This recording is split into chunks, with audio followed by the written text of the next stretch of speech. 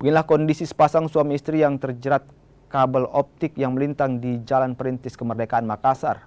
Korban mengalami luka di bagian leher dan gigi korban patah. Korban mengaku sudah melayangkan surat pertanggungjawaban kepada pihak provider pemilik kabel optik, namun hingga kini belum membuahkan hasil. Kini korban masih mengalami trauma.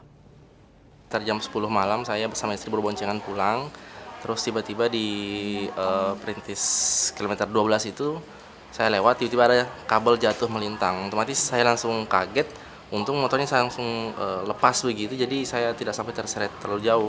Itu pun saya sudah terseret sebenarnya sekitar 5 meter dari, kalau dilihat dari lokasi tiang kabel itu.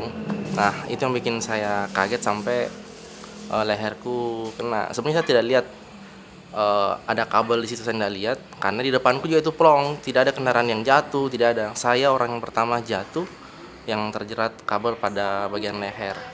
Ya, sebelumnya itu saya sudah sempat ke kantornya bertanya, menyampaikan permintaan pertanggungjawabannya mereka ke saya. Tapi sampai sekarang saya tidak menerima, saya merasa tidak direspon oleh pertanggungjawabannya mereka itu. Makanya saya sekalian menyampaikan supaya tidak ada lagi kejadian-kejadian yang sama kayak saya yang lakukan ini loh.